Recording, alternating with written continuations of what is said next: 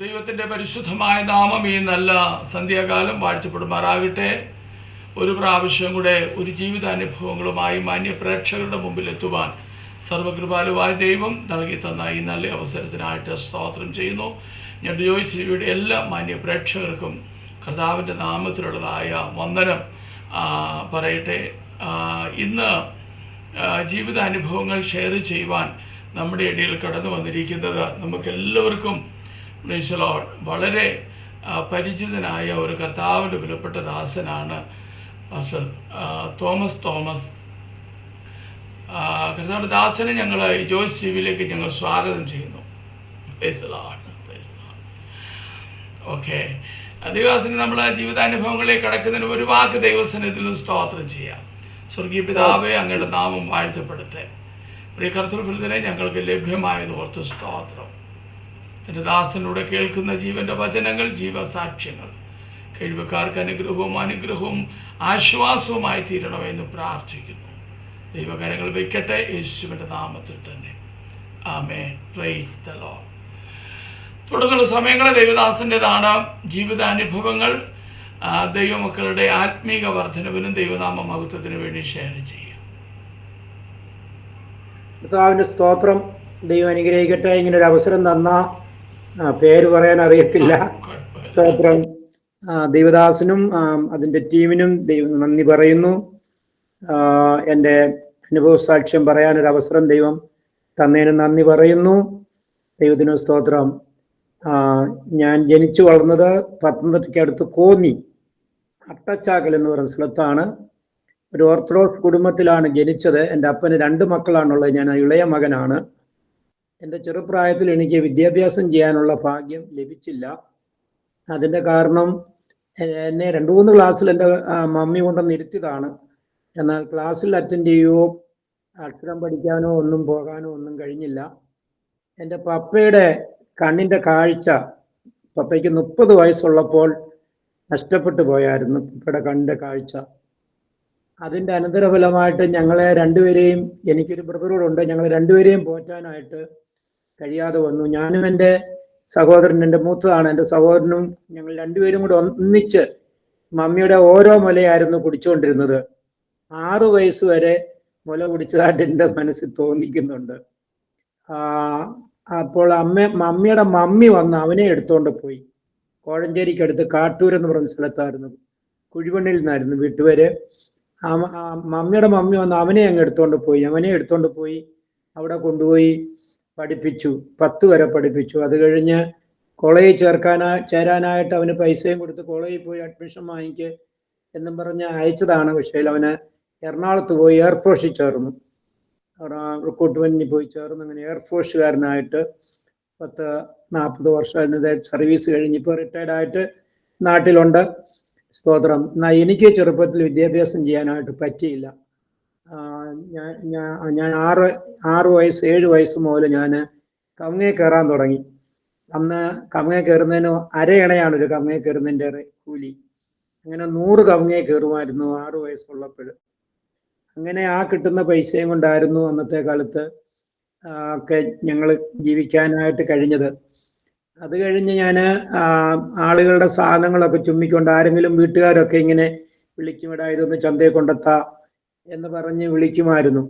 അങ്ങനെ ആ സാധനം കൊണ്ട് ചന്തയിൽ കൊണ്ട് കൊടുക്കാനായിട്ട് പോകുമായിരുന്നു. അവർ വല്ലതും ആഹാരവും പൈസയും തരുമായിരുന്നു. അങ്ങനെ ആ ചന്തയിൽ ചെന്നപ്പോഴാണ് ഈ ചുമട്ടുതൊഴിലാളികളെ കണ്ടത്. അത് കണ്ടപ്പോൾ എൻ്റെ മനസ്സിനകത്ത് ഇങ്ങനെ തോന്നി, ഇതൊരു നല്ല ലാഭമാണല്ലോ, നല്ലൊരു ചിന്തയാണല്ലോ എന്ന് തോന്നി. അങ്ങനെ ലോഡിങ് യൂണിയനകത്ത് ചേർന്നു. ഒരു കുറച്ച് വർഷം ജോലി ചെയ്തുകൊണ്ടിരുന്നപ്പോഴാണ് ഞങ്ങളുടെ നാട്ടിൽ തടി ഡിപ്പോ തടി ലാറിയെ കയറ്റുന്ന ഡിപ്പോകൾ വന്നത്. കൂപ്പിയിൽ നിന്ന് തടി വെട്ടിക്കൊണ്ടുവന്ന് സ്റ്റോക്ക് ചെയ്തിട്ട് അവിടുന്ന് കയറ്റി വിടുന്ന ഡിപ്പോകൾ വന്നു. പിന്നെ വനത്തിലും പോയി കയറ്റി കൊടുക്കണമായിരുന്നു. പിന്നെ ഇവിടെ കൊണ്ടുവന്ന് ഇറക്കി കൊടുക്കണമായിരുന്നു. അങ്ങനെയുള്ള ജോലി വന്നപ്പോൾ ഇതിനേക്കാൾ ശമ്പളം കിട്ടുന്ന ജോലിയാണത്. അപ്പം എനിക്ക് 18 വയസ്സ് 19 വയസ്സായി. നല്ല ആരോഗ്യവാനാണ്. എൻ്റെ ഓർമ്മ ശരിയാണെങ്കിൽ 20 വയസ്സുള്ളപ്പോൾ എനിക്ക് 21 വയസ്സുള്ളപ്പോൾ എനിക്ക് 120 കിലോ ഉണ്ടായിരുന്നു. അത്രയും ആരോഗ്യവാനായിരുന്നു. ആ ജോലി തുടർന്ന് ചെയ്തു. ആ ജോലി ഏകദേശം 25 30 വർഷത്തോളം ആ ജോലി കണ്ടിന്യൂ ചെയ്തു. ആ ജോലി ചെയ്തുകൊണ്ടിരിക്കുമ്പോഴാണ് 21 വയസ്സിൽ കൂടൽ, പത്തനാപുരത്തിനടുത്ത് കൂടൽ എന്ന സ്ഥലത്തു നിന്ന് ഒരു പെൺകുട്ടിയെ വിവാഹം കഴിച്ചു. സ്തോത്രം. വിവാഹം കഴിച്ച് കുടുംബജീവിതം ആരംഭിച്ചു. പക്ഷേ അത് സന്തോഷമായില്ല. കാരണം ആ സഹോദരി ഒരു ഹാർട്ട് പേഷ്യൻ്റ് ആണെന്ന് വിവാഹം കഴിഞ്ഞ് കൊണ്ടുവന്നതിൻ്റെ പിറ്റേ ദിവസം ഹോസ്പിറ്റലിൽ അഡ്മിറ്റ് ചെയ്യേണ്ടി വന്നു. അന്നേരം ഒന്നും മനസ്സിലായില്ല. അത് കഴിഞ്ഞ് പിന്നെയും വന്നു. അത് കഴിഞ്ഞ് പിന്നെയും ദിവസങ്ങൾ പിന്നെയും ആശുപത്രിയിൽ തന്നെ പോകേണ്ടി വന്നു. അങ്ങനെ പല പ്രാവശ്യമായപ്പോൾ ഡൗട്ടുകൾ മനസ്സിൽ തോന്നി. ഞങ്ങളിങ്ങനെ വിരുന്ന് പോയപ്പോൾ, അവളെയും കൊണ്ട് ഇങ്ങനെ വിരുന്ന് പോയപ്പോൾ അവളുടെ ബന്ധത്തിൽപ്പെട്ട ഒരു അമ്മച്ചി ചോദിച്ചു, നീ ആയിരുന്നു സുഖമില്ലാത്ത മോള് എന്ന് അവളോട് ചോദിച്ചു. അതെൻ്റെ മനസ്സിനെ ഭയങ്കരമായിട്ട് ഫീൽ ചെയ്തു. അത് കഴിഞ്ഞ് വന്നു. പിന്നെയും ഇങ്ങനെ കുടുംബജീവിതം, അന്നത്തെ കാലമല്ലേ, ഇങ്ങനെ മുന്നോട്ട് കൊണ്ടുപോയി. കുട്ടികൾ, ഒരു ആദ്യം ജനിച്ച കുട്ടി 7-ാം മാസത്തിൽ അബോർഷനായിട്ട് പോയി. രണ്ടാമത്തെ കുട്ടി 8-ാം മാസത്തിൽ അബോർഷനായിട്ട് പോയി. അങ്ങനെ 2 കുഞ്ഞുങ്ങളും നഷ്ടപ്പെട്ട് കഴിഞ്ഞപ്പോൾ പിന്നെയും ഭാരമായി. പിന്നെ മിക്കവാറും ഹോസ്പിറ്റലിലും ഒക്കെ ആയിട്ടാണ് കിടക്കുന്നത്. അല്ലെ അവരവരുടെ വീട്ടിലും വിളിച്ചുകൊണ്ട് പോകും, അവർ കൊണ്ടുപോയി ഹോസ്പിറ്റലിലൊക്കെ കൊണ്ടുപോകും. അങ്ങനെയൊക്കെയായി ഞാനിങ്ങനെ ലോഡിങ്ങും ചെയ്ത് നടക്കുന്ന സമയമാണ്. അങ്ങനെയായി. അത് കഴിഞ്ഞ് പത്തനാപുരത്ത് ഡോക്ടർ ജോൺ പറഞ്ഞു, ഈ കുട്ടിക്ക് എന്തോ സംതിങ് കുഴപ്പമുണ്ട്, അതുകൊണ്ട് പാപ്പച്ചനത് എവിടെങ്കിലും മറ്റെവിടെങ്കിലും ഒന്ന് കാണിക്കുന്നു പറഞ്ഞു. അങ്ങനെ ഞങ്ങൾ തിരുവനന്തപുരം മെഡിക്കൽ കോളേജിൽ കാണിച്ചു. ഡോക്ടർ മാത്യു റോയ്, കുടിയന്നൂർക്കാരൻ ഡോക്ടർ മാത്യു റോയ് എന്ന് പറയുന്ന ഹാർട്ട് സ്പെഷ്യലിസ്റ്റ് ഈ കുട്ടിയെ പരിശോധിച്ചിട്ട് പറഞ്ഞു, ഈ കുട്ടിക്ക് ഹാർട്ടിന് കാര്യമായ പ്രോബ്ലം ഉണ്ട്, അതുകൊണ്ട് മറ്റെന്തെങ്കിലും ഓപ്പറേഷൻ ചെയ്യാൻ പറ്റത്തില്ല, മറ്റൊന്നും ചെയ്യാൻ പറ്റത്തില്ല. പിന്നെ മരുന്ന് കൊടുത്ത് ഇങ്ങനെ കുറച്ച് നാൾ കൊണ്ടുപോയി, കുറച്ച് നാൾ അഡ്മിറ്റ് ചെയ്യും, കുറച്ചാൾ. അങ്ങനെ അവർ പറഞ്ഞു, ഇനിയും കുഞ്ഞുങ്ങൾ വല്ലതും ഉണ്ടാകുകയാണെങ്കിൽ ബെഡ് റെസ്റ്റ് കൊടുക്കാൻ പറഞ്ഞു. അങ്ങനെ ഞങ്ങൾ ഒരു കുട്ടി ഉണ്ടായപ്പോൾ 1 മാസം മുതൽ ബെഡ് റെസ്റ്റ് കൊടുത്തു. 9 മാസം ഹോസ്പിറ്റലിൽ തന്നെ ബെഡേ കിടന്ന് ആ കുഞ്ഞിനെ പ്രസവിച്ചു. അവളെ ബെറ്റി എന്ന് പേരിട്ടു. അത് കഴിഞ്ഞ് കുട്ടികൾ ഉണ്ടാകല്ലേ എന്ന് ഡോക്ടർ നിർബന്ധമായിട്ട് പറഞ്ഞു. പക്ഷേ 6 മാസം കഴിഞ്ഞപ്പം ഇനി കുട്ടികൾ ഉണ്ടാകില്ലേ എന്ന് പറഞ്ഞു. പിന്നെയും ഡോക്ടറെ കാണിച്ച് പറഞ്ഞു ഇനി ഉണ്ടാകില്ലേ എന്ന് പറഞ്ഞു. അങ്ങനെ വന്നപ്പോൾ ഞങ്ങൾ എന്നാൽ എന്തെങ്കിലും ചെയ്യാം. അങ്ങനെ ഞാൻ എൻ്റെ 23-ാമത്തെ വയസ്സിൽ ഫാമിലി പ്ലാനിങ് ചെയ്തു. കാരണം അവരെ ഒന്നും ചെയ്യാൻ പറ്റത്തില്ല എന്ന് ഡോക്ടർ പറഞ്ഞതുകൊണ്ട്. അത് കഴിഞ്ഞ് കുറച്ച് ദിവസം കഴിഞ്ഞപ്പോൾ പിന്നെയും ഡോക്ടറെ ഇറങ്ങിക്കൊണ്ട് ചെന്നപ്പോൾ അവർ ചെക്കപ്പ് ചെയ്തപ്പോൾ പറഞ്ഞു കുട്ടി 6 മാസം ഗർഭിണിയാണെന്ന് പറഞ്ഞു. അത് അതിനേക്കാൾ ഭാരമായി.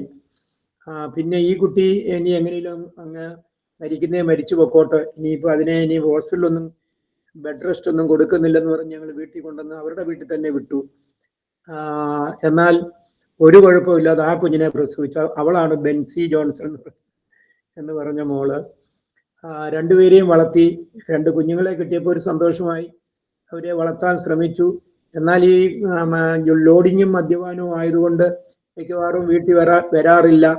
മറ്റേതെങ്കിലും സ്ഥലത്ത് അച്ചൻകോവിലോ വേറെ ഏതെങ്കിലും സ്ഥലങ്ങളിലൊക്കെ ലോഡിങ്ങിനായിട്ട് ഇടുക്കി, അച്ചൻകോവില്, അതുപോലുള്ള ശബരിമല ഇങ്ങനെയുള്ള ഏരിയയിലൊക്കെ ലോഡിങ്ങിന് പോകുമ്പോൾ 2, 3, 4 ആഴ്ച കഴിഞ്ഞൊക്കെയാണ് വരുന്നത്. അങ്ങനെ വല്ലപ്പോഴും വരുമ്പോൾ എന്തെങ്കിലും കൊണ്ട് കൊടുക്കും. പിന്നെ ബാക്കിയുള്ള കാര്യങ്ങളെല്ലാം ഇങ്ങനെ മദ്യപിച്ചും ഒക്കെ ആയിട്ട് കഴിച്ചു കൂട്ടി. അങ്ങനെ വീട്ടിൽ വന്നു. ഈ കുട്ടി വൈഫ് അങ്ങ് തീരെ രോഗിയായിട്ട് ക്ഷീണിതയായിട്ട് കിടക്കയിലായി. ഇനിയും ഈ 2 കുഞ്ഞുങ്ങളുമുണ്ട്. ഇവരെയും കളഞ്ഞേച്ചു പോകാനൊരു ഭയവും ഒരു മടിയും, 2 കുഞ്ഞുങ്ങളെയും കളഞ്ഞേച്ചു പോകാനൊരു പേടി, ഇതിനെയും കളഞ്ഞേച്ചു പോകാനൊക്കെ ഉള്ളൊരു ഭയം ഒക്കെ ഉണ്ടായിരുന്നു. എങ്കിലും അവസാനത്തെ തീരുമാനം ഇനി ഇത് മുന്നോട്ട് കൊണ്ടുപോകാൻ കഴിയത്തില്ല. അതുകൊണ്ട് ദൈവത്തിന് സ്തോത്രം, ഇതിനെ കളഞ്ഞേച്ചു പോകുക എന്നുള്ളതായിരുന്നു അടുത്ത ഒരു ചിന്ത. അങ്ങനെ ചിന്തിച്ചു വന്നപ്പോൾ അവസാനമായിട്ട് ഇതുങ്ങളെ കളഞ്ഞേച്ചു പോകാനായിട്ട് വന്ന് കണ്ടേച്ച് താഴെ മുക്കിന്, ഞങ്ങളുടെ ബസ് കയറുന്ന മുക്കിന് വന്നപ്പോൾ അവിടെ ഒരു പരസ്യവും നടക്കുന്നു. ആ പരസ്യത്തിന് മനോഹരമായ പാട്ടുകൾ പാടി ദൈവത്തെ ആരാധിക്കുന്ന ഒരു ടീം. അവരുടെ കയ്യിലെ വിലപിടിപ്പുള്ള ഇലക്ട്രോണിക് ഉപകരണങ്ങളൊന്നുമില്ല. തടി കൊണ്ടുണ്ടാക്കിയ ഒരു ചപ്പളാക്കട്ടയും കിലുങ്ങുന്ന ഒരു ടാമറും വാള് പോലിരിക്കുന്ന ഒരു ടാമറും ഒരു സ്ട്രൈറ്റ് ഡ്രമ്മും എല്ലാം കൂടെ ചേർത്ത് അടിച്ച് 8 പേരുണ്ട്, അടിച്ച് പാടി ദൈവത്തെ മഹത്വപ്പെടുത്തുന്നു. സമാധാനമില്ലാത്ത എനിക്ക് ആ പാട്ട്, എനിക്ക് മാത്രമല്ല അവിടെ നിന്ന മുഴുവൻ പേർക്കും, മുഴുവൻ പേരെയും ആ പാട്ട് ആകർഷിച്ചു. എല്ലാവരും അത് ശ്രദ്ധിച്ചു നിന്നു. ഞാനും ശ്രദ്ധിച്ചു നിന്നു. വന്ന ബസ്സും അങ്ങ് പോയതേ ഉള്ളൂ, കയറാൻ പറ്റിയില്ല. ഇങ്ങനെ ശ്രദ്ധിച്ചു നിന്നു. ആ സമയത്ത് അവര് ദൈവത്തിന്റെ മാറ്റമില്ലാത്ത വചനത്തിൽ നിന്ന്, കണ്ണിന് കാഴ്ചയില്ലാത്ത CJ മനുവേൽ എന്ന് പറയുന്ന ആള് പ്രസംഗിച്ച്, കണ്ണിന് കാഴ്ചയില്ലാത്ത ആള്, അദ്ദേഹം ദൈവത്തിന്റെ വചനത്തിൽ നിന്ന് വിളിച്ചു പറഞ്ഞു, പാപം എന്താണെന്നും പാപത്തിന്റെ അനന്തരഫലം എന്താണെന്നും പാപത്തിന്റെ ശമ്പളം എന്താണെന്നും പാപത്തിന് എന്താണ് പരിഹാരമെന്നും എന്നൊക്കെയുള്ള കാര്യങ്ങളെക്കുറിച്ച് ഇങ്ങനെ വിളിച്ചു പറഞ്ഞു. കർത്താവിന് രോഗികളെ സൗഖ്യമാക്കാൻ കഴിയും, പാപത്തിൽ നിന്ന് പാപത്തിന്റെ മോചനം തരാൻ കഴിയും, എത്ര വലിയ പാപമായാലും അതിനെ ക്ഷമിച്ചു തരാൻ, എത്ര കടും ചുമപ്പായാലും അതിനെ ഹിമത്തെ പോലാക്കി തരാൻ കഴിയും എന്നൊക്കെയുള്ള കാര്യങ്ങൾ വിളിച്ചു പറഞ്ഞപ്പോൾ ഭയങ്കര കുറ്റബോധവും പാപബോധവും ഒക്കെ ഉണ്ടായി മനോസാക്ഷിയില്. അങ്ങനെ ആ മീറ്റിംഗ് അവർ ആശീർവാദം പറഞ്ഞു. ഞാൻ വിചാരിച്ചു അവരിത് കഴിഞ്ഞിട്ട് പോവായിരിക്കും. അവർ പോകുന്നില്ല. അവരവിടെ ഒരു കടയുടെ തിണ്ണയിൽ അവരുടെ ഷീറ്റൊക്കെ വിരിച്ചിട്ട് അവിടെ തന്നെ കിടക്കാൻ തുടങ്ങുകയാണ്. ആരാണ്ട് പോയി കടുങ്കാപ്പിയും പരിപ്പൊടിയും വാങ്ങിച്ചുകൊണ്ട് വരുന്നത് കണ്ടു. ഞാൻ അപ്പോഴും അവിടെ തന്നെ നിൽക്കൊണ്ട് പോയിട്ടില്ല. എനിക്ക് മുന്നോട്ട് പോകാൻ കഴിയുന്നില്ല. എന്തോ ഒരു വല്ലാത്ത എന്നെ ബാധിച്ചതുപോലെ എനിക്കൊരു ചിന്ത. ഞാൻ അവരെ സമീപിച്ചിട്ട് പറഞ്ഞു, ഞാനൊരു മദ്യപാനിയാണ്, എൻ്റെ ഭാര്യ ഒരു തീരാ രോഗിയാണ്, സമാധാനമില്ലാതെ ഞാനിങ്ങനെ വീട് വിട്ട് പോകാനായിട്ട് ഇറങ്ങി വന്നതാണ്. നിങ്ങളുടെ പ്രസംഗം കേട്ടപ്പോൾ എനിക്ക് ഭയങ്കര കുറ്റബോധം ഉണ്ടായിരിക്കുന്നു. നിങ്ങൾ പറഞ്ഞ മാർഗം ശരിയാണെങ്കിൽ എൻ്റെ ഭാര്യയ്ക്ക് വേണ്ടി വന്ന് പ്രാർത്ഥിക്കണം എന്ന് പറഞ്ഞ് അവരെ നിർബന്ധിച്ചു. ഞാൻ അവരെ വിളിച്ചുകൊണ്ട് പോയി. ഞാൻ പറഞ്ഞു, കിടക്കാൻ സൗകര്യം തരാം, പക്ഷെ ആഹാരം തരത്തില്ല എന്ന് പറഞ്ഞ് വിളിച്ചുകൊണ്ട് പോയി. 8 പേരുണ്ടായിരുന്നു. അവർ വന്നു. ഈ രോഗിയുടെ അടുക്കൽ നിന്നുകൊണ്ട്, ആ കണ്ണിന് കാഴ്ചയില്ലാത്ത മനുവേൽ, ഇന്ന് അദ്ദേഹം മരിച്ചുപോയി, ലോകത്തുനിന്ന് മാറ്റപ്പെട്ടു. അദ്ദേഹം അവിടെ വന്നുകൊണ്ട് പ്രാർത്ഥിച്ചു. ആ കട്ടിലിൻ്റെ അടുക്ക് നിന്നുകൊണ്ട്, അത്ഭുതമെന്ന് പറയട്ടെ, ഓൺ ദ സ്പോട്ടിൽ യേശു എൻ്റെ ഭാര്യയെ സൗഖ്യമാക്കി. അതെങ്ങനെ മനസ്സിലായി എന്ന് ചോദിച്ചാൽ, അവർക്ക് കൊടുക്കാൻ ആഹാരമില്ലായിരുന്നു. അന്നേരം ഞങ്ങൾക്ക് ഇവിടുന്ന് കോന്നി പോകണമെങ്കിൽ 4 കിലോമീറ്റർ ഉണ്ട്. അപ്പോൾ പിന്നെ എന്താ ചെയ്യുന്നത്? ഞങ്ങളുടെ നാട്ടിലെ രീതി അനുസരിച്ച് പോയി കപ്പ പറിച്ചുകൊണ്ട് വന്നു. കപ്പ പറിച്ചുകൊണ്ട് വന്നു അത് ഞാൻ തന്നെ ഞുറുക്കാൻ തുടങ്ങി. അവരുടെ കൂട്ടത്തിൽ ഒരു സഹോദരി ഉണ്ടായിരുന്നു. ഞാൻ തന്നെ ഞുറുക്കാൻ തുടങ്ങിയോണ്ട് എൻ്റെ ഭാര്യ സഹോദരി എഴുന്നേറ്റ് വന്ന് ആ പിച്ചാത്തി വാങ്ങിച്ച കപ്പ ഞുറുക്കി കഴുകി അടുപ്പേ വെച്ചു. അത് ചില ദിവസങ്ങൾക്ക് ശേഷം ഞങ്ങൾ ആദ്യമായിട്ട് കണ്ട ഒരു സംഭവമാണ്. ഞാൻ പോയി കാന്താരി പറിച്ചുകൊണ്ട് വന്നു. കാന്താരി പറിച്ചുകൊണ്ട് വന്ന് അത് ഉടച്ച് കടുങ്കാപ്പി വിട്ട് ഇവർക്ക് ആഹാരം കൊടുത്തു. അവരത് കഴിച്ചേച്ച് പിന്നെ അവർ റൗണ്ടിരുന്നു. റൗണ്ടിൽ ഒരു പാവർത്തി പ്രാർത്ഥിച്ചു. റൗണ്ടിരുന്ന് എല്ലാവരും കൂടെ പാട്ടുപാടി. അങ്ങനെ ഞങ്ങളുടെ വീട്ടിലെ ആദ്യത്തെ ഒരു സംഭവമാണ് ഇങ്ങനെ ഉപദേശിമാര് ഇരുന്ന് പാടുക, അല്ലെങ്കിൽ ആരാധിക്കുക, അല്ലെങ്കിൽ പ്രാർത്ഥിക്കുക എന്നൊക്കെ പറഞ്ഞ് ഞങ്ങളുടെ ഭവനത്തിലെ ആദ്യത്തെ ഒരു സംഭവമാണ്. അങ്ങനെ അവർ അവിടെ തന്നെ കിടന്നുറങ്ങി. ഞാനും അന്ന് രാത്രി അവിടെ തന്നെ ഇറങ്ങി, എങ്ങും പോയില്ല, അവിടെ തന്നെ കിടന്നുറങ്ങി. നേരം വെളുത്തപ്പോൾ അവരെ പറഞ്ഞു, നേരം വെളുത്ത് പിന്നെയും അവർ എഴുന്നേറ്റിരുന്ന് പാട്ടുപാടി ആരാധിച്ച് പ്രാർത്ഥിച്ചു. എല്ലാവരും പ്രാർത്ഥിച്ചു. അത് കഴിഞ്ഞിട്ട് അവർ പറഞ്ഞു, പപ്പച്ചാ ഞങ്ങൾ ഇന്ന് പോവാണ്. ഈ ഭവനത്തിന് കർത്താവ് ഒരു വിടുതൽ തന്നിട്ടുണ്ട്. ഇനിയും പഴയ മദ്യപാനിയൊന്നും ആകാതെ, ആ കൂട്ടുകെട്ടൊന്നും പോകാതെ, അടുത്തുള്ള ഏതെങ്കിലും ബെന്തിക്കോസിലെ പാഷയെ പോയി കണ്ട് അവരോട് ഈ വിവരങ്ങൾ പറഞ്ഞാൽ അവർ വന്ന് ബാക്കി കാര്യങ്ങളൊക്കെ പറഞ്ഞു തരും. അത് കഴിഞ്ഞ് ദൈവം എന്തോ പറഞ്ഞു തരുന്നു അതുപോലെ പോയാൽ 100% ഒരു വിടുതലാണ്. നിന്നെ ദൈവം അനുഗ്രഹിക്കും, മാനിക്കും, ദൈവം നിന്നെ വേണ്ടുവോളം മാനിക്കും എന്നൊക്കെ പറഞ്ഞിട്ട് അവരെ പോയി. പിന്നെ ഞാൻ അവരെ കാണുന്നത് 1 വർഷം കഴിഞ്ഞ. അപ്പം ഞാൻ 1 വർഷം കഴിഞ്ഞ് അവരെ കാണുമ്പോഴത്തേക്ക് എൻ്റെ തലമുടിയൊക്കെ വെട്ടിയിറക്കി, കൃതാവും മീശയൊക്കെ വെട്ടിയിറക്കി, ഏതാണ്ടൊരു മനുഷ്യരൂപത്തിൽ ഞാൻ ആയിട്ടുണ്ട്. പിന്നെ ഞാൻ മദ്യപിച്ചിട്ടില്ല. അതിനുശേഷം ഇവരെ കണ്ടതിന് ശേഷം പിന്നെ ഞാൻ മദ്യപിച്ചിട്ടില്ല. സിഗരറ്റ് വലിക്കാനായിട്ട് പറ്റത്തില്ല, കത്തിച്ചാൽ വലിക്കാൻ പറ്റത്തില്ല, കത്തിച്ച് കളയേ ഉള്ളൂ. അങ്ങനെ ഒരു ദിവസമൊക്കെ അങ്ങനെ തിന്നെങ്കിലും പിറ്റേ ദിവസം വല്ല പിന്നെ സിഗരറ്റ് വലിക്കാൻ ഇടയായില്ല. അങ്ങനെ എനിക്കൊരു വലിയ മാറ്റം വന്നു. അപ്പോൾ ജോലിക്ക് പോയിച്ചത് പെട്ടെന്ന് തിരിച്ച് വീട്ടിൽ വരും. വീട്ടിൽ വന്നിട്ട് കുളിച്ചേച്ച് ഇങ്ങനെ കുറച്ചു നേരം മുറിയിൽ ഇങ്ങനെ ഇരുന്ന് ചിന്തിക്കും, ഇതെന്ത് സംഭവിച്ചു, എന്ത് പറ്റി എന്നൊക്കെയുള്ള ചിന്ത. പ്രാർത്ഥിക്കാനൊന്നും അറിയത്തില്ല. ഓർത്തഡോക്സിലാണെങ്കിലും പള്ളിയിലൊന്നും പോയിട്ടില്ല. കല്യാണം കഴിക്കാനായിട്ട് ആദ്യം പള്ളിയിൽ പോയിട്ടുള്ള ഒരു ഓർമ്മയുള്ളത്. അങ്ങനെയൊക്കെ ആയപ്പം കുത്തിയിരുന്ന് കരയണമെന്ന് തോന്നി. കരയാനായിട്ടുള്ളൊരു ഒരു ടെൻഡൻസി ഉണ്ടായി. അങ്ങനെ കരയാൻ തുടങ്ങി. കരഞ്ഞ് അത് പിന്നെ ഏങ്ങലടിയായി. പിന്നെ രാത്രിയിൽ അങ്ങനെയൊക്കെ ആയി. അത് കഴിഞ്ഞ് അങ്ങനെ അപ്പോൾ ഒരു ആശ്വാസമായി. പിന്നെയും പിറ്റേ ദിവസം രാവിലെ പണിക്ക് പോവും. പണി കഴിഞ്ഞ് പെട്ടെന്ന് വീട്ടിൽ വരും. പിന്നെയും ഇതുപോലെ തന്നെ കുളിച്ചിട്ടിരുന്ന് പ്രാർത്ഥിക്കും. അപ്പം ഞങ്ങളുടെ അടുത്തുള്ള മർത്തോമായിലെ അച്ഛൻ ഈ വിവരം അറിഞ്ഞു. ഇങ്ങനെ പാപ്പച്ചന് എന്തോ ഒരു മാറ്റം വന്നിട്ടുണ്ടെന്ന് അറിഞ്ഞു. അച്ഛൻ വന്ന് പറഞ്ഞു, പാപ്പച്ച പിന്നെ വന്നാൽ ഞങ്ങൾ കൂട്ടായ്മ തരാം എന്ന് പറഞ്ഞു. അങ്ങനെ അച്ഛൻ വിളിച്ചോണ്ട് പോകും. ഞാൻ ജോലി കഴിഞ്ഞ് വന്ന ഉടനെ അച്ഛൻ കൂട്ടിക്കൊണ്ട് പോകും. അച്ഛൻ എന്നെ ബൈക്കിൽ കൊണ്ടുപോയി അച്ഛൻ്റെ കൂടെ കൊണ്ട് നടന്ന് എവിടെയെങ്കിലുമൊക്കെ കൊണ്ടുപോയി സാക്ഷിയൊക്കെ പറയിപ്പിക്കും. ഏതെങ്കിലും മീറ്റിംഗ് ഉണ്ടെങ്കിൽ അതിലൊക്കെ സാക്ഷ്യം പറയിപ്പിക്കും. അങ്ങനെ കുറച്ച് നാൾ, ഒരു 5-6 വർഷം എന്നെ അച്ഛൻ ഭയങ്കരമായിട്ട് ഹെൽപ്പ് ചെയ്തു. കെ അബ്രഹാം എന്ന് പറഞ്ഞൊരു അച്ഛനായിരുന്നു. ഭയങ്കരമായിട്ട് ഹെൽപ്പ് ചെയ്തു. അത് കഴിഞ്ഞ് പിന്നാണ് ഞങ്ങൾ ബെന്തക്കോസിലോട്ട്, സ്നാനപ്പെട്ട് കഴിഞ്ഞാണ് ബെന്തക്കോസിലോട്ട് മാറിയത്. സ്തോത്രം. അങ്ങനെ കോന്നി ടൗണിലെ ചർച്ചകളിലെ പാഷയെ പോയി കണ്ടു. ആ പാഷ വന്ന് കൂടെ വന്ന് സംസാരിച്ചു, പ്രാർത്ഥിച്ചു. അങ്ങനെ അവിടെ പോയി ഞങ്ങൾ പിന്നെ ഏറിയ വർഷം ആ സഭയോടുള്ള ബന്ധത്തിൽ ആയിരുന്നു. പിന്നെ ഈ സഹോദരി, എൻ്റെ ഓർമ്മ ശരിയാണെങ്കിൽ 34 വർഷം പിന്നെ ഈ സഹോദരി 1 രൂപയുടെ മരുന്ന് പോലും വാങ്ങിച്ചില്ല. നല്ല ആരോഗ്യമുള്ളവളായിട്ടിരുന്നു. ഈ അനുഭവം ഞങ്ങളെ ഭയങ്കരമായിട്ട് വലിയൊരു അനുഭവത്തിലേക്ക് പിടിച്ചു മാറ്റി. സഭയിലൊക്കെ ചെന്നാൽ പിന്നെ ഏറ്റവും പുറയിലൊക്കെ ആദ്യം പോയിരുന്നു. പക്ഷേ അവിടെ ഈ പരസ്യവും ഈ സാക്ഷ്യം പറയുന്നതും പാട്ട് പാടുന്നതും ഒക്കെ കേട്ടു. അങ്ങനെ അന്നും പാടാൻ നല്ല സന്തോഷമുണ്ടായിരുന്നു, കഴിവും ഉണ്ടായിരുന്നു. ഇന്ന് ഞാനൊരു പാട്ട് പാടണമെന്ന് വിചാരിച്ച, പക്ഷേ അത് തുടങ്ങിയില്ല. അപ്പം അങ്ങനെ ഒരു പാട്ടുമൊക്കെ പാടി സഭയിൽ എണ്ണിച്ച് നിന്ന് കുറച്ച് കാര്യങ്ങൾ എന്തെങ്കിലുമൊക്കെ പറയും, ഏതെങ്കിലും കേട്ട വാക്യങ്ങളും ഒക്കെ പറയും. അപ്പോൾ അങ്ങനെ വന്നു. പിന്നെ ആരും സഭയിൽ എണ്ണിക്കാതെ വന്നു. ഞാൻ സാക്ഷ്യം പറഞ്ഞു കഴിഞ്ഞിരുന്നാൽ പിന്നെ ആരും എണ്ണിക്കത്തില്ല. അപ്പോൾ പാർശ്വ പറഞ്ഞു, പാപ്പച്ചൻ ഒടുവിൽ പറഞ്ഞാൽ മതി എന്ന് പറഞ്ഞു. അങ്ങനെ ഞാൻ ഒടുവിൽ പറയാൻ എണ്ണിച്ച ഉടനെ 10 മിനിറ്റ് തന്നു. അങ്ങനെ അല്ല, ഇപ്പം ചെന്നാൽ 30 മിനിറ്റ് തരും. ദൈവത്തിന് സ്തോത്രം. അങ്ങനെ ദൈവം ഭാഗമായിട്ട് വളർത്തി. ഇത് കേൾക്കുന്നതെല്ലാം എൻ്റെ ബുദ്ധിയിലോട്ട്, മെമ്മറിയിലോട്ട് വരാൻ തുടങ്ങി. ഏത് വാക്യം ആര് പറഞ്ഞാലും അതെൻ്റെ മെമ്മറിയിൽ നിന്ന് പിന്നെ പോകത്തില്ല. അങ്ങനെ കേൾക്കാൻ തുടങ്ങി. പിന്നെ ഞാൻ വന്ന് കുഞ്ഞുങ്ങളെ കൊണ്ട്, അപ്പം ബെറ്റിയും ബെൻസിയും 2 മക്കളുണ്ടല്ലോ, അവരെയും കൊണ്ട് ഈ ബൈബിൾ വായിച്ച് കേൾക്കാൻ തുടങ്ങി. അപ്പോൾ എനിക്ക് ഈ അക്ഷരങ്ങളൊക്കെ ഒന്ന് പഠിക്കണമെന്ന് താല്പര്യം തോന്നി. മോൾ തന്നെ, ബെൻസ് തന്നെ എന്നെ അക്ഷരങ്ങൾ എഴുതി പഠിപ്പിക്കാൻ തുടങ്ങി.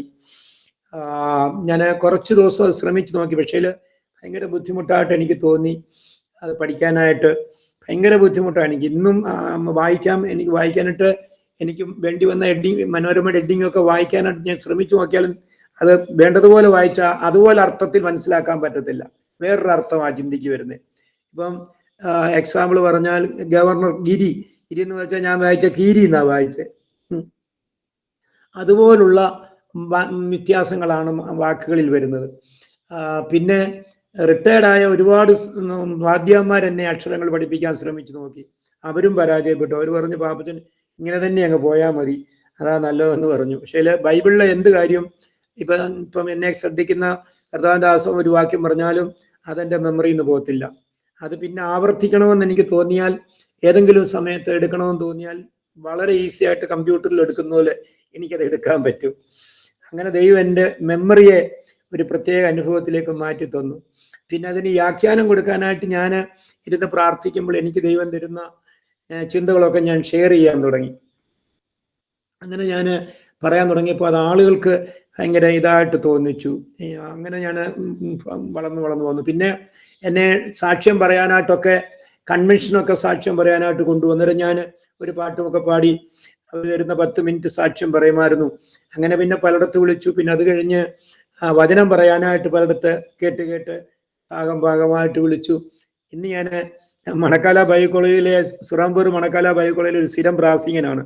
സ്തോത്രം. 3-4 ഡോക്ടർമാരൊക്കെ ഇരിക്കുന്നതിൻ്റെ മുമ്പിലാണ് ഞാൻ വചനം പ്രസംഗിക്കുന്നത്. അങ്ങനെ ഞാൻ കർത്താവ് എന്നെ അത്ഭുതകരമായിട്ട്, പിന്നെ എന്നെ മറ്റ് രാജ്യങ്ങളിലേക്ക് കർത്താവ് അയക്കാൻ തുടങ്ങി. ആദ്യം ബാംഗ്ലൂർ അയച്ചു, പിന്നെ ബോംബെയിൽ അയച്ചു, പിന്നെ ഡൽഹിയിൽ അയച്ചു, പിന്നെ അങ്ങനെയുള്ള നമ്മുടെ ഇന്ത്യയിൽ തന്നെ അനേക സ്ഥലങ്ങളിൽ അയച്ചു. അത് കഴിഞ്ഞ് ഗൾഫ് രാജ്യങ്ങളിലെല്ലാം, എല്ലാ ഗൾഫ് രാജ്യങ്ങളിലും 2-3 പ്രാവശ്യം ദൈവം എന്നെ അയച്ചു. അമേരിക്കയെ മാത്രം ദൈവം എന്നെ അയച്ചില്ല. ഞാനത് ചോദിച്ചപ്പം ദൈവനോട് പറഞ്ഞു, നിന്നെ അമേരിക്ക വിട്ടാൽ ശരിയാകത്തില്ല, അതുകൊണ്ട് നിന്നെ അമേരിക്ക വിടുന്നില്ലെന്ന് പറഞ്ഞു. അതെനിക്ക് മനസ്സിലായി, അമേരിക്ക വിട്ടാൽ ശരിയാകത്തില്ല എന്നുള്ളത്. അങ്ങനെ പിന്നെ അമേരിക്ക മാത്രം പോയില്ല, പലരും ശ്രമിച്ചു നോക്കി, എന്നാലും നടന്നില്ല. പിന്നെ ദൈവം എന്നെ ഭാഗമായിട്ട് വളർത്താൻ തുടങ്ങി.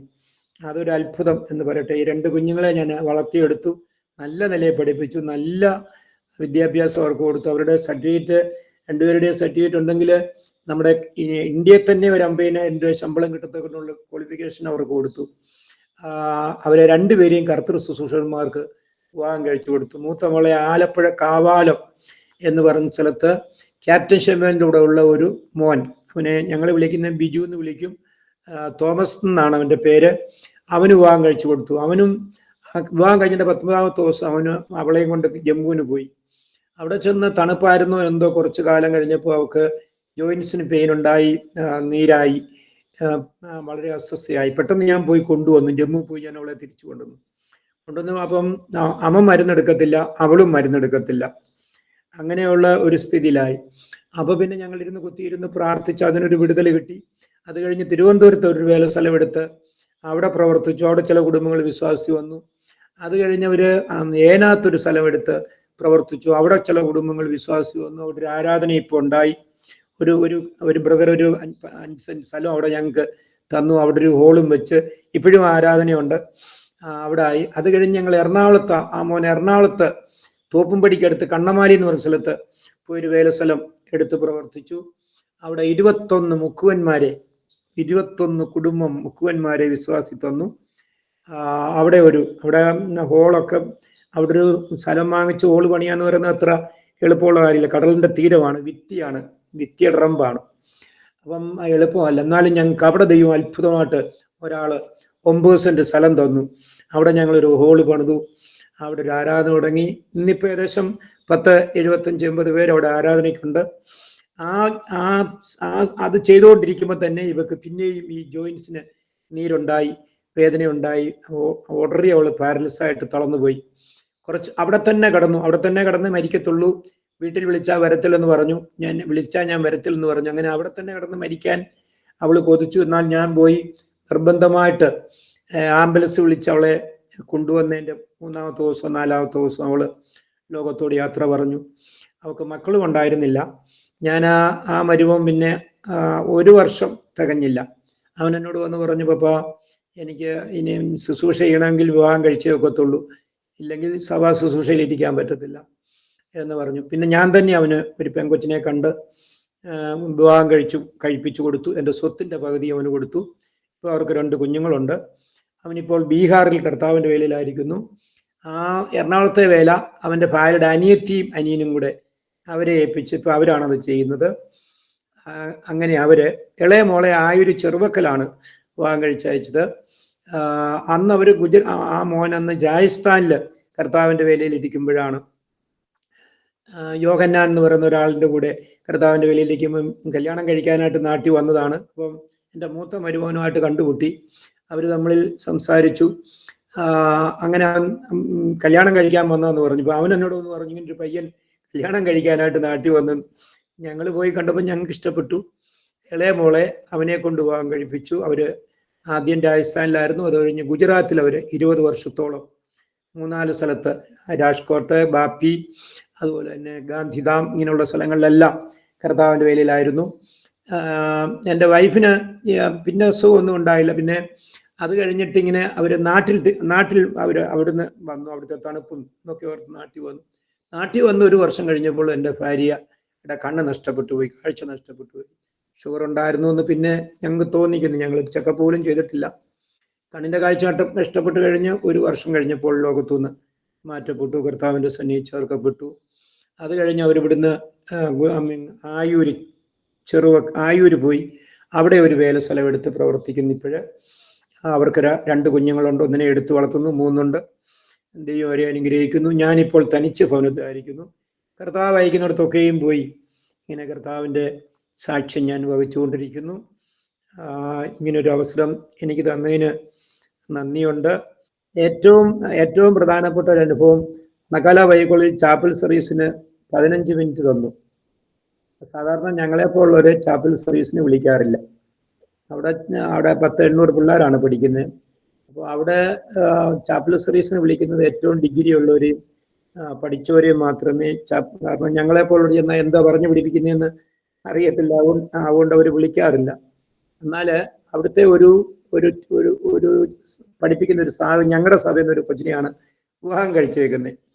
അപ്പം അവരുടെ കെയർ ഓഫിലാണോ എന്തോ എനിക്കൊരു ടൈം എനിക്ക് കിട്ടി ചാപ്പൽ സർവീസ്.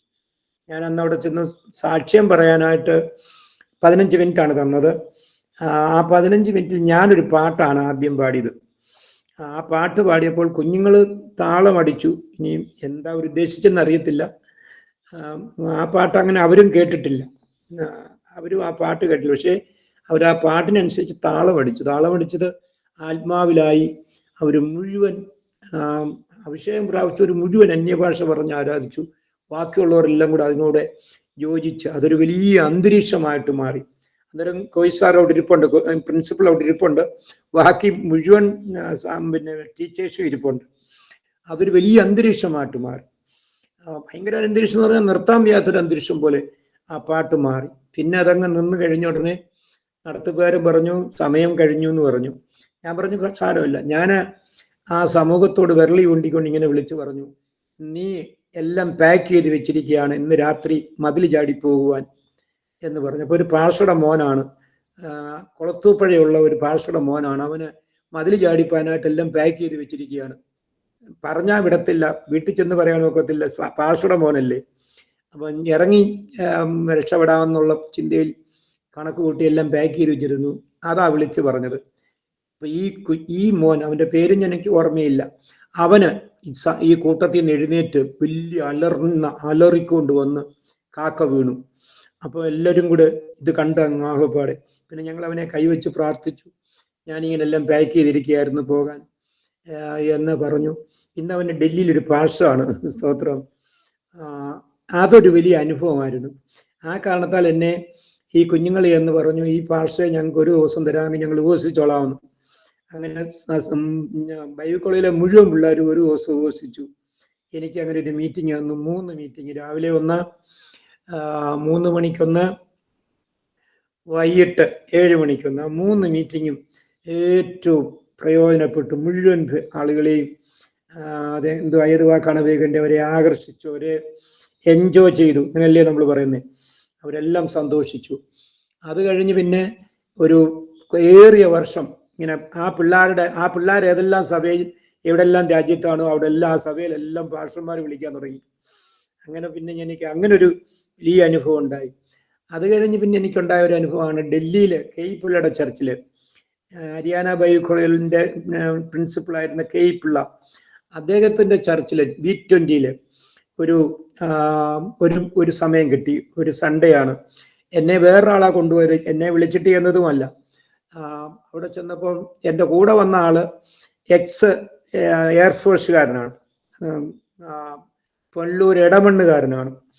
അപ്പം അവിടുത്തെ ഇരിക്കുന്ന പാർഷ് എയർഫോഴ്സ് എക്സ് എയർഫോഴ്സ് ആണ്.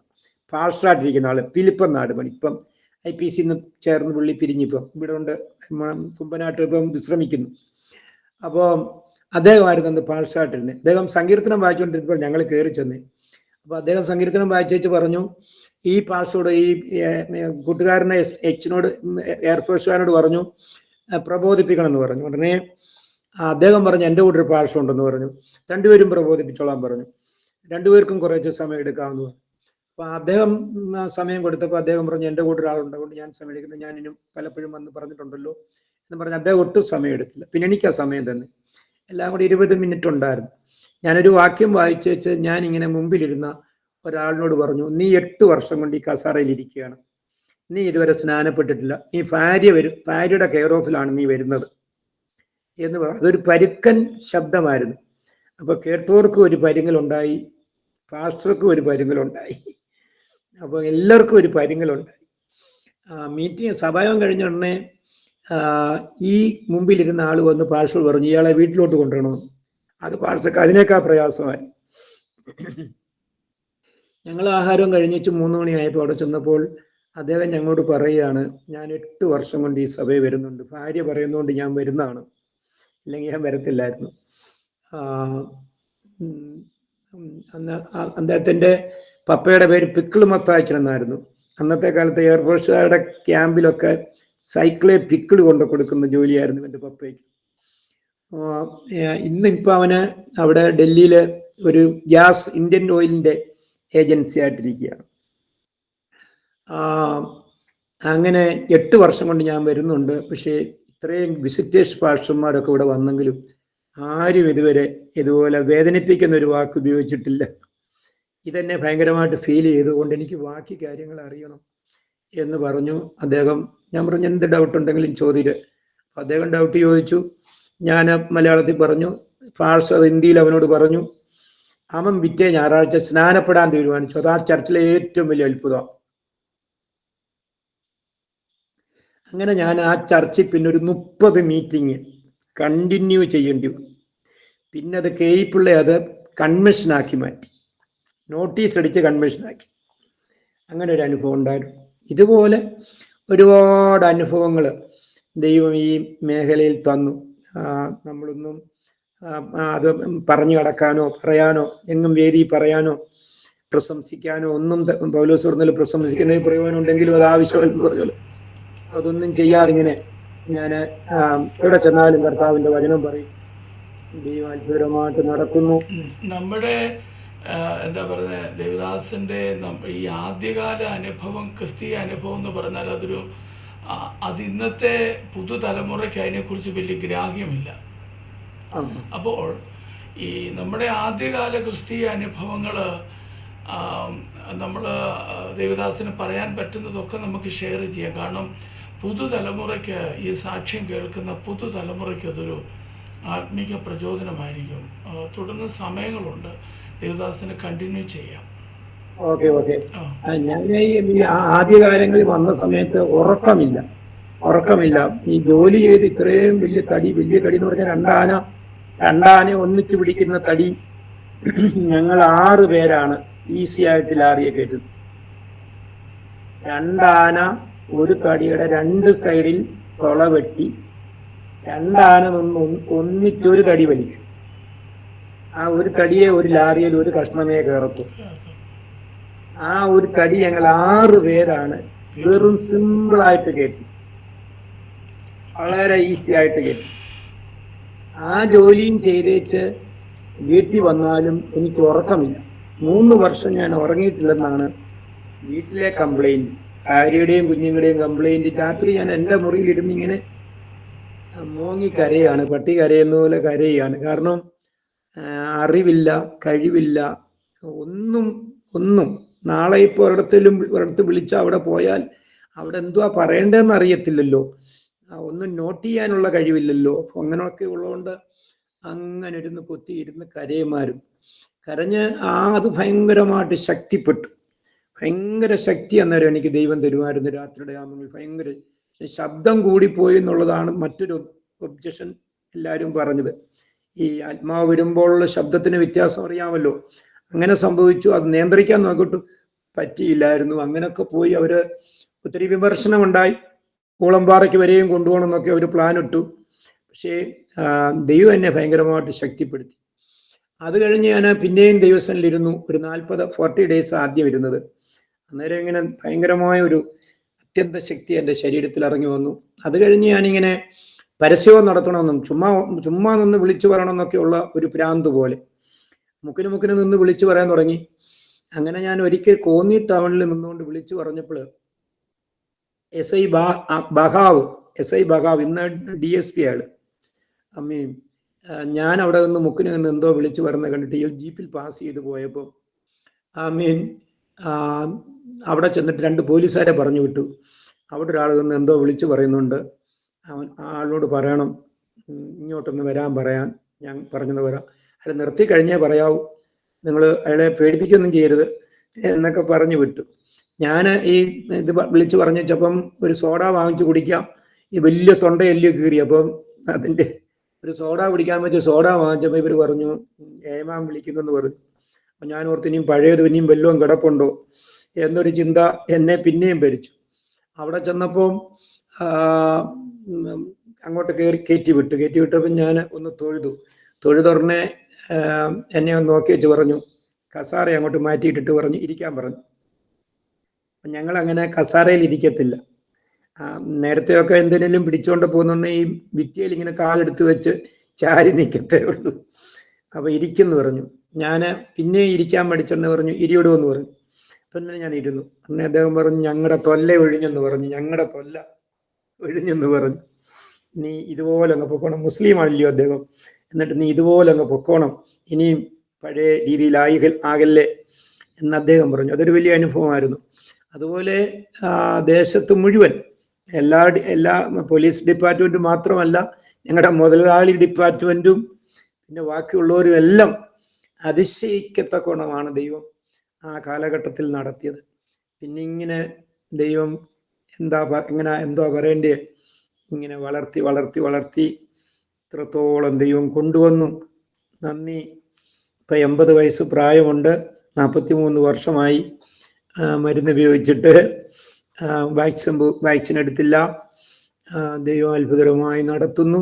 ഇന്നും നല്ല ആരോഗ്യവാനാണ്. ഇന്നും ഞാൻ സ്കൂട്ടറിലാണ്. കഴിഞ്ഞ ദിവസം തിരുവനന്തപുരം വരെയും ഇവിടുന്ന് സ്കൂട്ടർ ഓടിച്ചു പോയി. ഒരു മീറ്റിംഗ് അറ്റൻഡ് ചെയ്തു. കഴിഞ്ഞ ദിവസം കൊല്ലത്ത് പോയി.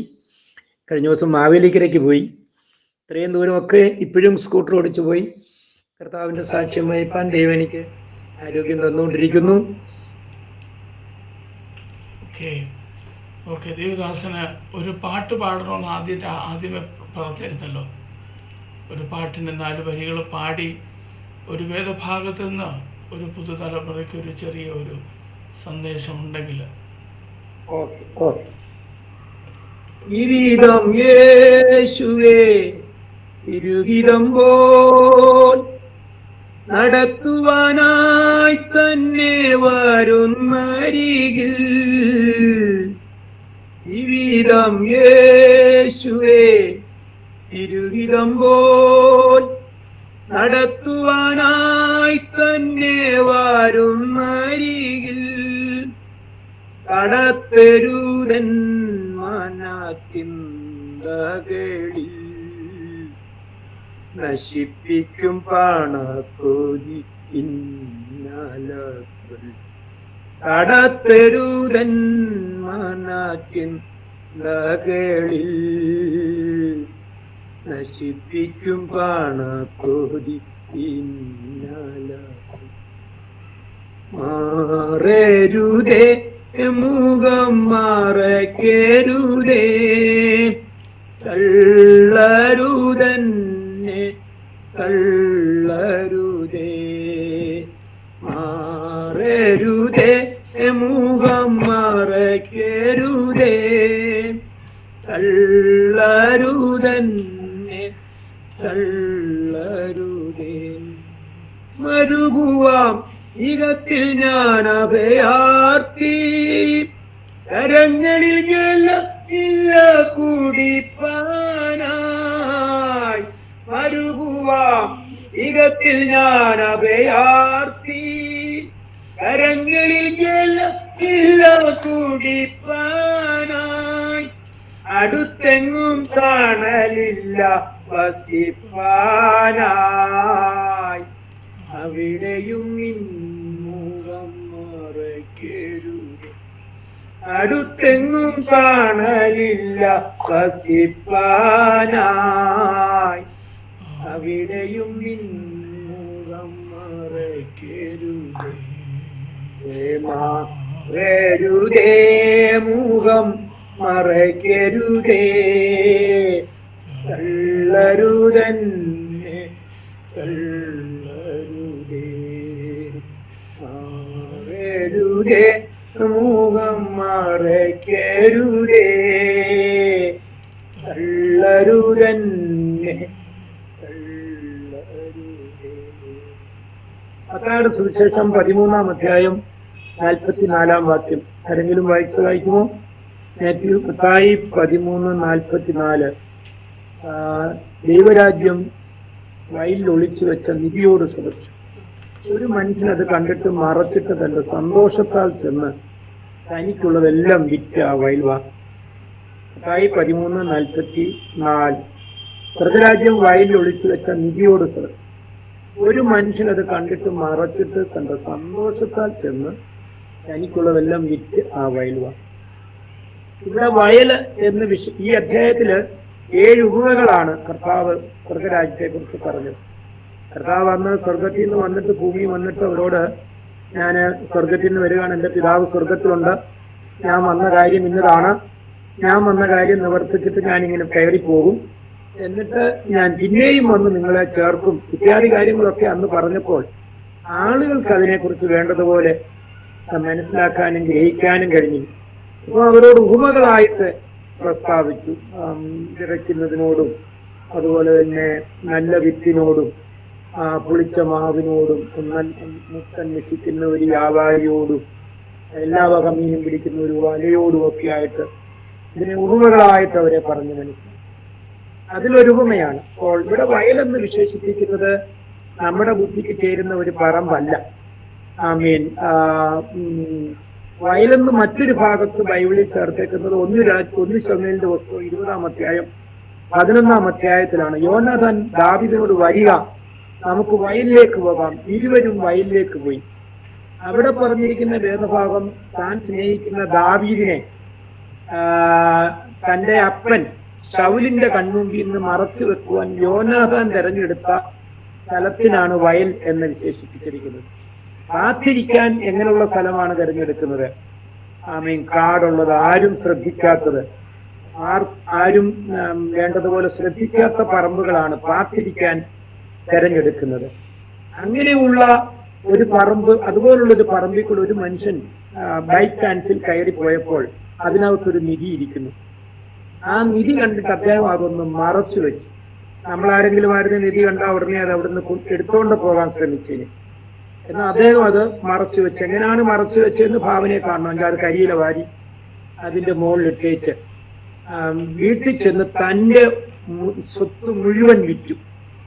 തനിക്കുള്ളതെല്ലാം വിറ്റു എന്നാണ് എല്ലാം വിറ്റു. അപ്പോൾ വീടും പറമ്പും വിൽക്കാനായിട്ട് ബോർഡ് എഴുതിയപ്പോൾ ആര്യ സഹോദരി ചോദിച്ചു, അച്ഛാ എന്തിനാ പറമ്പും വീടും വിൽക്കാൻ ബോർഡ് എഴുതി വെക്കുന്നത് എന്ന് ചോദിച്ചപ്പോൾ പറഞ്ഞു, ഇതിനേക്കാൾ നല്ലതൊന്ന് കണ്ടടി എന്ന് പറഞ്ഞു. അപ്പോൾ ആ ഭാഗം സഹോദരി വിചാരിച്ചു, ഇദ്ദേഹം മണ്ടത്തരമൊന്നും കാണിക്കത്തില്ല, അദ്ദേഹത്തിന്റെ കൂടെ വന്നതിന് ശേഷം അല്ലോല് വെളിച്ചിലോ ഒന്നുമില്ല, ഇത് മുഴുവൻ അദ്ദേഹം തന്നെ സമ്പാദിച്ചതാണ്, ബുദ്ധിമോശം കാണിക്കുന്ന ഒരാളല്ല എന്ന് അറിയാവുന്നത് കൊണ്ട് സഹോദരി മൗനമായിരുന്നു. ഇദ്ദേഹം ഈ ബോർഡ് എഴുതി വെച്ചപ്പോൾ ആളുകൾ ഇടിച്ചു വീണു, ചാടിക്കേറി, ഇത് പറമ്പ് വീടും കൊടുക്കാനാണോ എന്ന് ചോദിച്ചു. കൊടുക്കാനാണെന്ന് പറഞ്ഞു. എന്നാൽ വില വേഷമെന്ന് പറഞ്ഞു. അദ്ദേഹം ഒരു വില ചോദിച്ചു, മറ്റൊരു വില പറഞ്ഞു. പറഞ്ഞ വിലയ്ക്ക് പറമ്പ് എഴുതി വിറ്റു. അതെന്താ? വില പേശി നിൽക്കാനുള്ള സമയമില്ല. 5-6 കരിയില വാരി ഇട്ടേച്ച് പോന്നിരിക്കുകയാണ് ആ നിധിയുടെ മുകളിൽ. ഇത് വിറ്റിട്ട് വേണം ആ പറമ്പ് വാങ്ങിക്കാൻ. അപ്പം അവര് പറഞ്ഞ വിലയ്ക്ക് പറമ്പ് എഴുതി വിറ്റു. പറമ്പ് എഴുതി വിറ്റിട്ട് നിധിയിരിക്കുന്ന പറമ്പിന്റെ ഉടയവനെ ചെന്ന് കണ്ടു. അദ്ദേഹത്തോട് ചോദിച്ചു, അവിടെ കിടക്കുന്ന പറമ്പ് വിൽക്കാനാണെന്ന് ചോദിച്ചപ്പോൾ അദ്ദേഹത്തിന് ഭയങ്കര ഡൗട്ട്. കാരണം ഇത് പല പ്രാവശ്യം ബോർഡ് എഴുതി വെച്ചിട്ടും പേപ്പറിലിട്ടിട്ടും ബ്രോക്കർമാരോട് പറഞ്ഞിട്ടും ഒന്നും വിൽക്കാൻ എത്ര വന്ന് നോക്കിയിട്ടും നടന്നില്ല. അവസാനം പിന്നെ എന്നാ പോട്ടെ അവിടെ കിടന്നോട്ടെന്ന് വിചാരിച്ചപ്പോൾ ഇപ്പോൾ ഒരാൾ വന്ന് വിൽക്കാനാണെന്ന് ചോദിച്ചപ്പോൾ എന്തെങ്കിലും അതിനകത്ത് കള്ളത്തരമുണ്ടോ എന്താ എന്നറിയാൻ അദ്ദേഹത്തിന്റെ മുഖത്ത് നോക്കിയപ്പോൾ നല്ല ഹാപ്പി ആയിട്ട് കണ്ടു, സന്തോഷമായിട്ട് മുഖത്ത് നോക്കിയപ്പോൾ കള്ളത്തരം ഒന്നുമില്ല എന്ന് മനസ്സിലായി.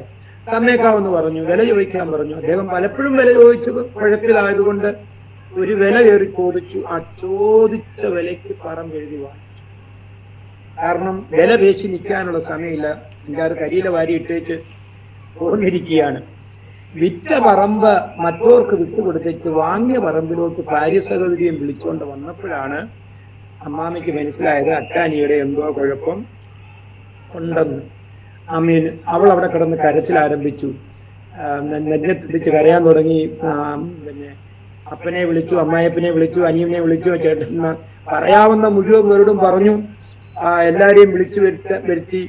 അവസാനം അപ്പം വന്നപ്പോ ചോദിച്ചെടി എന്തോ പറ്റിയടി, ചെറുക്കൻ എന്തോ പറ്റി? എനിക്കറിയത്തില്ല എന്തോ പറ്റിയെന്ന് അറിയത്തില്ല. ആ ഉപദേശം കൂടെ വരുന്ന കണ്ടു. അച്ചാനുമായിട്ട് എന്തോ സംസാരിച്ചു. അച്ചായൻ ജോലിയും രാജിവെച്ചു, മീശയും എടുത്ത് കലക്കോളത്തിൽ മുങ്ങി. ഇപ്പൊ ഒറ്റ ഇരുപ്പ. എപ്പോ ചോദിച്ചാലും ഉപവാസമാണെന്നാ പറയുന്നത്. ബൈബിളും കൊണ്ട് തന്നെ അങ്ങ് ഇരിക്കുക. എന്നോടും കുഞ്ഞുങ്ങളോടും സ്നേഹമില്ല, സഹോദരിമാരെ കാണുമ്പോൾ ഭയങ്കര സ്നേഹമാണ് എന്ന് പറഞ്ഞു. സ്വത്രം. അപ്പോ എടി ഇനി എന്തുവാ? അപ്പോൾ നിധി കിട്ടിയ ആളിനെ സന്തോഷിക്കാൻ പറ്റത്തുള്ളൂ. നിധി സ്വന്തമായവർക്കേ സന്തോഷിക്കാൻ പറ്റത്തുള്ളൂ. നമ്മുടെ ആത്മീയ കോളത്തിൽ ചിലരുടെയൊക്കെ മുഖത്ത് ഭാവം കാണുമ്പോൾ ഞങ്ങൾക്കറിയാം അവർക്കാർക്കും ഈ നീതി കിട്ടിയിട്ടില്ല. നീതി കിട്ടിയവര് കിടന്ന് തുള്ളിച്ചാടുകയാണ്, സന്തോഷിക്കുകയാണ്. ഇതെങ്ങനെ ഒന്ന് വിറ്റ് വ്യാപാരം ചെയ്യണം എന്നുള്ള ചിന്തയാണ് അവരെ ഭരിക്കുന്നത്. എങ്ങനെ ഒന്ന് വിൽക്കാം എന്നൊക്കെയുള്ള ചിന്തയാണ്. സ്തോത്രം. എന്നാൽ ഇവിടെ ഇതിനകത്ത് വന്ന പലരെയും ഞങ്ങൾ കണ്ടിട്ട് നിധി പോട്ട് രാഗപ്പടയിനകത്ത് വന്നത് അബദ്ധമായി പോയല്ലോ എന്ന് പറഞ്ഞിരിക്കുന്ന ഒരു അനുഭവങ്ങളാണ് ഞങ്ങൾ കാണുന്നത്. സ്തോത്രം. എന്നെ കേൾക്കുന്ന ദൈവമക്കളെ, ഇതൊരു നിധിയാണ്. ഇത് വിറ്റാൽ, ഇത് വിറ്റ് വ്യാപാരം ചെയ്താൽ ഈ വിറ്റതിന്റെ 100 മടങ്ങ് വാങ്ങിക്കാനുള്ള മൂല്യം ആ നിധിക്കകത്തുണ്ട്. നിങ്ങൾ ലോകം മുഴുവൻ നോക്കി ഇത് വിൽക്കാൻ ഇറങ്ങിയവരെയും വിൽക്കുന്നവരെയും ഒക്കെ നോക്കിയാട്ട് ഇവരെല്ലാം ലാഭം സമ്പാദിക്കുന്നത് 5 താലന്ത് കൊടുത്തവൻ 5 കൂടെ നേടിയെന്ന് പറഞ്ഞുപോൽ തന്നെ ഇതിങ്ങനെ വിറ്റ് സമ്പാദിക്കുന്നത് കാണുമ്പോൾ പലരും പഴി പറയുകയും, ഓരോരുത്തർ നടക്കുക, തിന്നാൻ ചുമ്മാ കള്ളന്മാരൊക്കെ നടക്കുക എന്നും പറഞ്ഞ് മറ്റുള്ളവർ വിമർശിക്കുമ്പോൾ, പലതും പറയുമ്പോൾ നിധി കിട്ടിയവൻ സന്തോഷിക്കാനേ വകയുള്ളൂ. അതൊരിക്കലും അവൻ ഇട്ടിട്ട് അതിന്റെ മുകളിൽ ഒരു പായോ അല്ലെ ഒരു തുണിയോ ഇട്ടിട്ട് കയറി കിടന്ന് ഉറങ്ങത്തില്ല. ഇതാരെ കണ്ടാലും ഇത് ഇങ്ങനൊരു സാധനം ഉണ്ടോ ഒന്ന് നോക്കും, നല്ല മാറ്റമുള്ളതാ, ഒന്ന് ഉരച്ചു നോക്ക്. ബന്ധിക്കോസാരെ ഉരച്ചു നോക്കിയാൽ പ്രശ്നമുണ്ട്, അത് പൊട്ടി ആ ഭാഗം പറയുന്നില്ല. ഇതൊന്ന് ഉരച്ചു നോക്ക്, നല്ല മൂല്യമുള്ളതാ എന്ന് പറഞ്ഞത് വിൽക്കുന്ന ഒരനുഭവമാണ് കാണുന്നത്. ഇതൊരു നിധിയാണ്. സ്തോത്രം. ഇത് വിറ്റ് വ്യാപാരം ചെയ്താൽ അതിന്റെ എങ്ങനെയാ അത് പറഞ്ഞു വർണ്ണിക്കാൻ എനിക്കറിയത്തില്ല. സൗദി അറേബ്യ ചെന്നപ്പോൾ അവിടെ ഒരു മീറ്റിങ്ങിന് അറ്റൻഡ് ചെയ്ത് കഴിഞ്ഞെ ആ ഒരു പ്രാർത്ഥന കഴിഞ്ഞെ അവരൊരു കവർ തന്നു. അതൊരു 150 രൂപ. അവിടുത്തെ ഒരു 150 രൂപ കാണും. ഇവിടുത്തെ ഇന്നാണെങ്കിൽ 20 രൂപ വെച്ച് കൂട്ടിയാലും 2 10 ഒരു 15 രൂപയുടെ സാധനമേ ഉള്ളൂ. ഞാൻ ആ പ്രാർത്ഥിച്ചേച്ച് പുറത്തിറങ്ങി, റൂമിന്റെ പുറത്തിറങ്ങി ഈ നിവാസികളോട് കൊടുത്ത് പറിച്ച ഒരു ലോൺ ഒരു ചെക്ക് ഒരു ബില്ല് മാറാനുണ്ട്, ഒന്ന് പ്രാർത്ഥിക്കണേ, കുറച്ച് ദിവസമായത് മാറാതെ ഇങ്ങനെ കിടക്കുക, ഒരു ബില്ല് ഒന്ന് പ്രാർത്ഥിക്കണമെന്ന് പറഞ്ഞു. ഞാൻ അവിടെ തന്നെ നിന്നുകൊണ്ട് ആ ഇടവഴി നിന്നുകൊണ്ട് കൈ പൊക്കി പ്രാർത്ഥിച്ചു. അത്ഭുതം വരട്ടെ, പിറ്റേ ദിവസം ആ ബില്ല് മാറി. അതിൽ തന്നത് 1 ലക്ഷം രൂപയാണ് തന്നത്. 1 ലക്ഷം രൂപയാണ് തന്നത്. ആമീൻ. ഇപ്പൊ ഞാൻ പറഞ്ഞ ഇത് മൂല്യമുള്ള സാധനമാണ്. 2 തിമോത്തി 1:13 വായിക്കുമ്പോൾ എന്നോട് കേട്ട പത്യവചനം, വചനത്തിന് പത്യമുണ്ട്. സ്തോത്രം. 2 തിമോത്തി 1:13 വായിച്ചത്.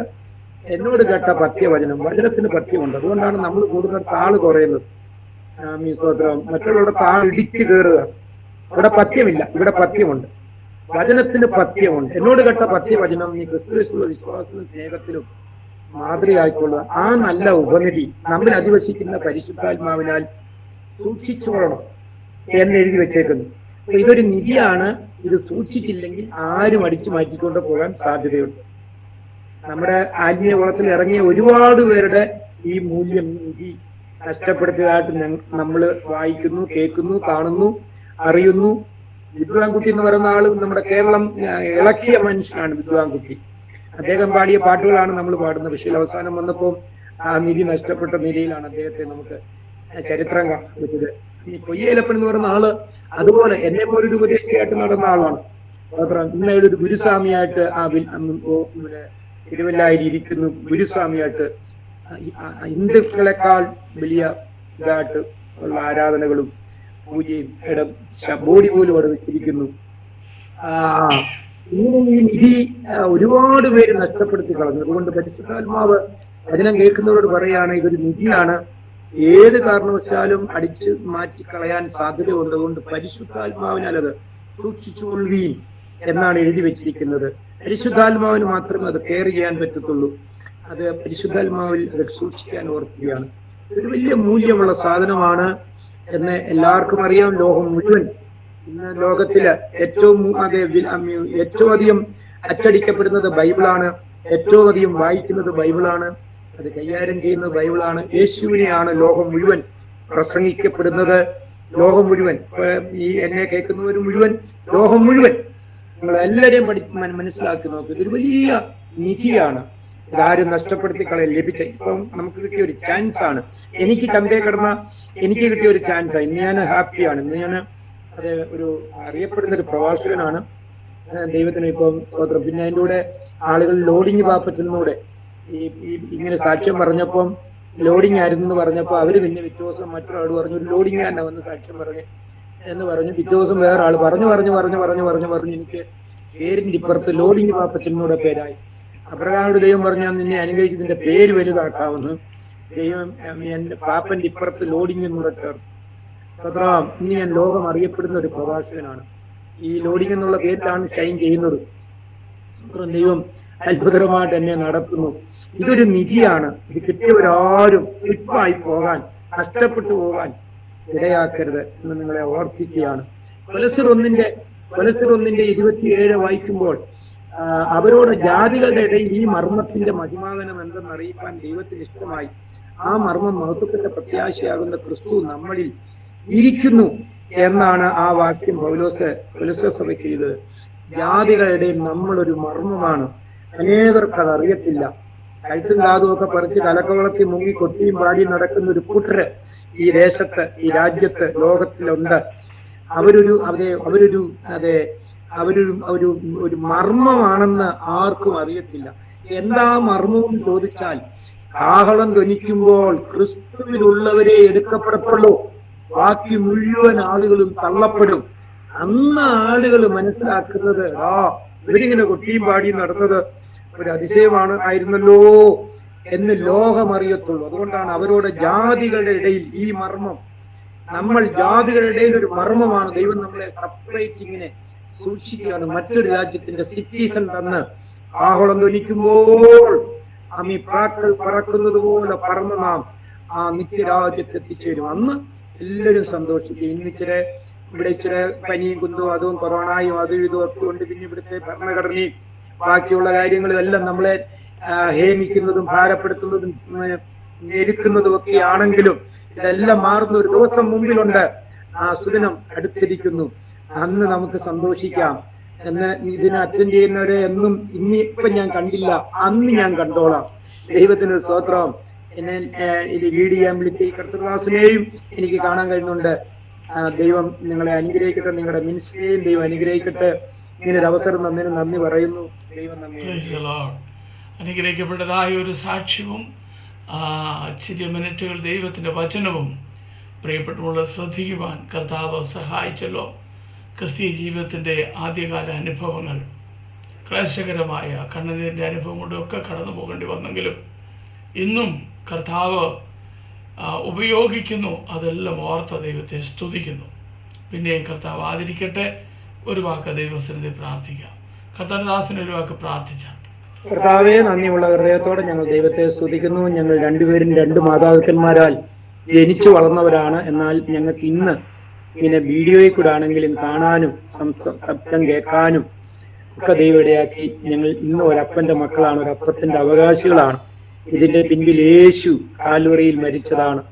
ഞങ്ങളെ കേട്ടവരെല്ലാം പല മാതാക്കന്മാരാൽ ജനിച്ചു വളർന്നവരും പല സാഹചര്യത്തിൽ പലയിടത്ത് ജനിച്ചവരുമാണ്. എന്നാൽ ഇന്ന് ഞങ്ങളെല്ലാം ഒരപ്പൻ്റെ മക്കളാണ്.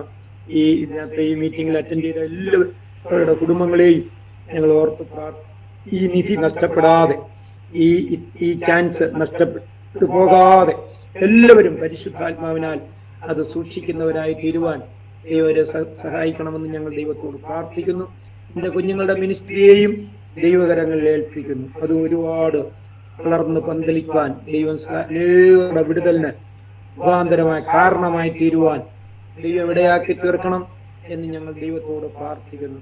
ആമീൻ. പത്രോസ് ദൈവത്തിന് സ്തോത്രം. അത്തിയിൽ കയറിയ സക്കായി എന്ന് പറയുന്ന ആള് സ്തോത്രം, വേദപണ്ഡിതന്മാരുടെ അറിയുന്നത് എന്നും ഒരു കുടം വെള്ളവും കൊണ്ട് ഈ അത്തിക്കൊഴിക്കുന്നത് കണ്ടു എന്നൊരു ഭാവന ഒരാൾ ഒരിക്കൽ പറഞ്ഞു. എന്നെ യേശുവിനെ കാണിച്ചത് ഈ അത്തിയാണ്, ഇത് ഉണങ്ങിപ്പോകരുത് എന്ന് പറഞ്ഞ് അതിന് വെള്ളം ഒഴിക്കുന്നു എന്ന് ഒരു ഭാവന ഒരാൾ എഴുതിയതുപോലെ എൻ്റെ കുഞ്ഞുങ്ങൾ മുഖേന അനേകർ കർത്താവിനെ കാണുമ്പോൾ അത് ഉണങ്ങിപ്പോകാതെ അതിനു വേണ്ടി പ്രാർത്ഥിക്കുന്ന കർത്താവ് ഇവരെ അനുഗ്രഹിക്കണം എന്ന് ചെന്ന നല്ല കൂട്ടായ്മയ്ക്കായി സ്തോത്രം. പ്രാർത്ഥന കേട്ടതുകൊണ്ടും സ്തോത്രം. യേശുവിന്റെ നാമത്തിൽ തന്നെ. ആമേൻ, ആമേൻ, ആമേൻ, ആമേൻ.